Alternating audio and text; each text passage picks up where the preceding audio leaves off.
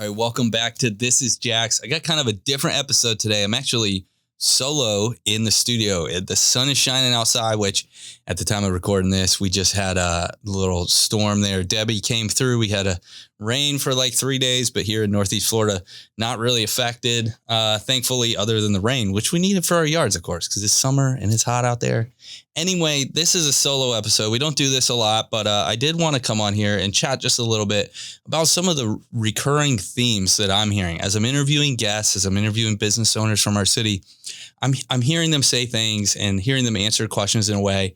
And I've been taking notes and I realize, hey, there's some repeating themes that are occurring in these episodes. And I kind of want to talk on them a little bit. I want to touch on them. So right now today, if you're here listening, we're going to cover the top 3 themes that I continue to hear from the guests who are coming on This is Jax. So thanks for listening. Again, if it's your first time, hit subscribe so you can hear it right from the guests themselves in the next episodes.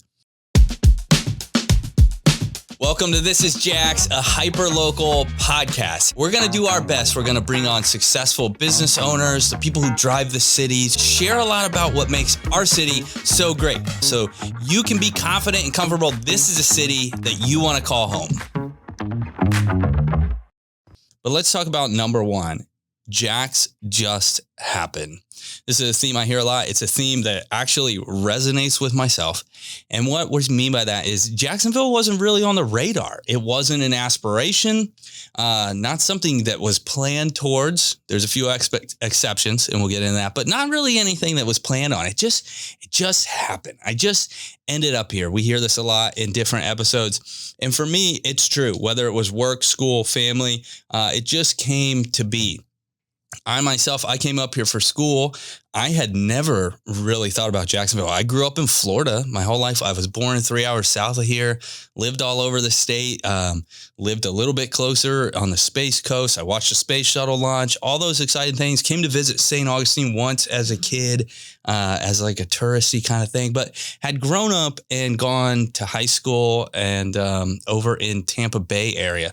So Tampa Bay and Jacksonville, 2 totally different cities.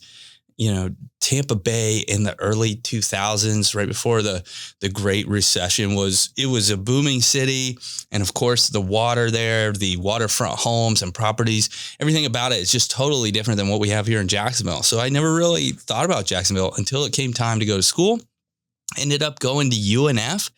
That was my first exposure to Jacksonville. And for those of you who aren't here in the city, UNF is just outside of 295, which is the outer belt that runs around the city. So like most cities, Jacksonville sits in the center. I-95 cuts up through it, running north and south. 10 goes east and west. Of course, 10 ends pretty much of the city because we're here on the coast. And then it goes all the way west out to California. But 295 is the freeway loop that runs around the city. And UNF sits just on the east side. At this time, in my early 20s, just out of high school, you know, my world was pretty small. So even at that time, I didn't really get out and explore the city until years later. I finally got out, finally started exploring the city. Part of this theme as well is that it wasn't love at first sight, and it took some time. And I can relate to that as well. Most of the guests who are coming on our show are having a similar experience because Jacksonville, it does move at kind of a slower pace, which we'll talk about at the next point, but it's a little different. When people are not from our state and they're looking at the state of Florida and the different cities, in their mind, they're thinking Miami, Tampa, Orlando, all the touristy stuff. And it's a little bit different here. I've heard it said that Jacksonville is the most southern southern city in the state. Now, that's not geographically, but that's in terms of like the lifestyle and the culture. And I have to agree with that statement as well. It's quite different from Tampa, Miami, or Orlando even in South Florida. So Jacksonville here on Northeast Florida, it's a little bit older city, a little bit different style. And if you come in from the Midwest or from out West and you're expecting that Miami culture, you're just not going to find it here. And at first that can be kind of disappointing, or it can kind of seem like I don't really know this place. But after time, it's a slow burn. Jacksonville is easy to fall in love with. We have so much nature here in our city. The Atlantic Ocean, the beaches are beautiful. The history and culture of Jacksonville, which is super exciting. We're going to talk about that next. It's all really great. It takes time to consume, takes time to learn, but once you learn it, it's easy to fall in love with. So that's definitely the first thing that happens, is that people just ended up in Jacksonville. Now, there's been a few exceptions. We did have a couple guests on the show who made a strategic move for business purposes, because Jacksonville is great for business. And then we've also had some locals on the show who were born and raised here. And so, of course, they had the option to really move anywhere in the country or anywhere in the state, but they chose to make Jacksonville home because they loved it so much. Top thing, number one, Jacksonville just happened, and it was a slow burn, but I fell in love with it eventually. The second theme that we're hearing a lot is opportunity and growth. This is all tied to Jacksonville moving at a slower pace. And there's an interesting story in Jacksonville that I've been looking into the last few days. Really, I've heard about it over the years, but started actually digging through the archives. I jumped on the Jack's Historical Society's website, started reading some different articles. Jacksonville burned to the ground in 1901, the Great Fire in 1901. And from that point, it took 23 years to rebuild the city. So despite being more than 100 years old in 1924, and in fact, if you go onto the historical website, you can see some of the earliest accounts are like 1500s and beyond, talking about Jacksonville. You know, it wasn't formally Jacksonville back then, but the history of the city goes back that far. But in 1901, because the city burned to the ground, and then it took about 20 years to rebuild, in 1924, there wasn't anything historic about it. It was like everything was brand new. And so when we consider the pace that the city moves at, this plays a major part in that role, because the city literally had to start over. So in your mind, it's easy to move here and be like, hey, Jacksonville is centuries old. But in reality, today in 2024, we're just now basically celebrating 100 years from the rebirth of Jacksonville. Now, what else was happening during those times? We can look at history. Right after 1924, we ran into the Great Depression. Then you have World War II. Then you have a bunch of civil and cultural things through the 50s, 60s, 70s or so, all the way up to the Great Recession of the early 2000s. So it makes sense that there is a lot in that last 100 years going on, and it played a big part in the city. There's some negative articles out there too, talking about death by planning and the role that that's had in Jacksonville. But I'll tell you, all of that has led to excitement and growth and opportunity. Me as a business owner, I see this as, hey, if I want to be cutting edge here in Jacksonville, I can look at what's happening in other cities, either around our state or around our country, and I can implement some of those roles. Just like I talked about people who made strategic moves to Jacksonville for business, this is part of it. The competition might be too high, or a certain industry might already be established in Tampa or Orlando, but in Jacksonville, maybe that industry isn't that strong. And maybe I can go there as a major player and insert myself into that role and create a successful business that helps the local economy and helps me as a business owner. A good place for me to raise my family and run my business. Jacksonville definitely has an opportunity there. If you want to read more about that history bit I talked about, you can go to jackshistory.org. And there's some great blogs and articles there. There's also some new riverfront developments that I know I'm super excited about. Jack's Riverview Plaza, the Sports and Entertainment District. A lot of this stuff is cataloged at dtjacks.com, which is basically downtown Jacks. There's a whole list of projects and developments going on there. For me, I think one of the things that people look for and that I hear is we wish there was more nightlife downtown or more entertainment downtown. And it's true. I've been downtown late at night sometimes and it's very quiet, but I can tell it's coming back. I've seen it go in the 20 years I've been here. I've seen it go through phases where there was a lot to do and then some businesses closed up shop and then there was kind of a rebirth, and we're starting to see the city actually prioritize that. One of the things that I think as a real estate broker, as somebody who's interested in investments and development of the city, I'd like to see more housing downtown, more vertical housing. And there's a couple projects on the way that solve that problem.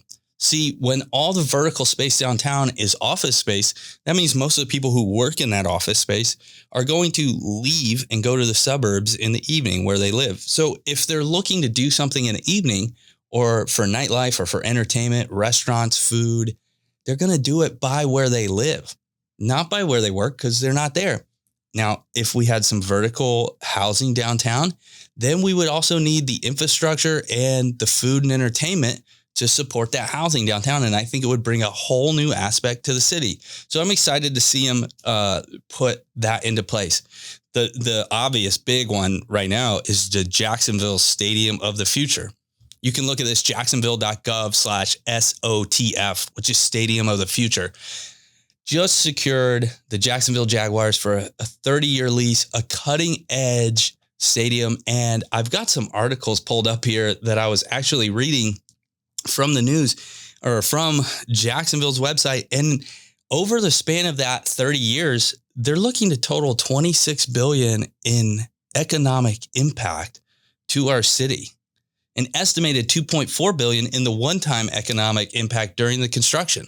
So a lot of jobs, a lot of lifestyle going in. And the stadium isn't just a stadium. It brings a whole sports and entertainment district with it, which will include housing and short-term, as well as like great hotels and that kind of thing as well. There's a ton of articles on it and a really good pamphlet that's easy to read. I'm going to post that in the show notes so you can look at it yourself. But I will say, Jacksonville definitely has an opportunity for growth, opportunity and growth right here in Jacksonville. So far, Jacksonville just happened. I just ended up here. That's the first big theme. The second big theme is opportunity and growth. That's why people are here. But why do people stay? This is the question I ask, especially for successful business entrepreneurs, especially in the work from home day and age. I just talked about the vertical office space, but a lot of jobs have moved to a work from home situation. So if you can work from home and you can work anywhere, why would you work in Jacksonville? The number one reason that I hear people say they love Jacksonville, why they fell in love with the city, is the people. The people in Jacksonville are really great. It goes back to what I said. We're the southernmost city in Florida, right? So that is talking about cultural, talking about lifestyle. So you can get all the benefits of Florida, all of the tax benefits, the geopolitical benefits that others move to the state looking for, as well as the physical side. There's so much nature here in Florida, the beaches, the river, the waterfront. But aside from that, probably the greatest thing here in Jacksonville is the people themselves. In regards to business, we see a culture where businesses support each other. They become friends with each other. Yeah, competition exists and a healthy amount of competition is good. But oftentimes, if you're starting out your business, if you look to other business owners, they're going to be able to give you a helping hand and say, hey, yeah, let me tell you how I got started, how I found success in Jacksonville and greater Northeast Florida. And let me share a little bit of that info with you so you can find that same success. Great way to connect with business owners here in our city is through the Jax Chamber of Commerce. We have one of the greatest chamber of commerce right here in Jacksonville.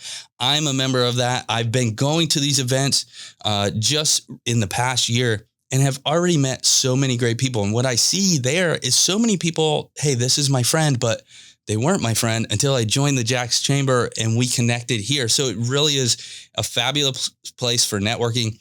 And with all the other opportunities, all the other growth, opportunity and growth in the city, it really is a hub for all of that. So to recap, I know it's kind of a shorter episode and it's a little bit different than the other ones. I just wanted to cover the resounding themes about Jacksonville. Most of the people here, aside from some locals and strategic movers, they just ended up here, whether that was school, work, or family. And they didn't love the city at first, but it was a slow burn. And through the opportunity and growth that they found here in Jacksonville, along with the people themselves, they surely did fall in love with Jacksonville. So I just wanted to kind of touch on those resounding themes. And in another 20 episodes, we may do it again, and we may see, have we heard any more themes? Is there anything different? If you're watching this on YouTube, or if you're seeing this clip on Instagram, then maybe leave it a comment. What are some of the things you love about Jacksonville? Or if you had the power to change something in Jacksonville, what would it be?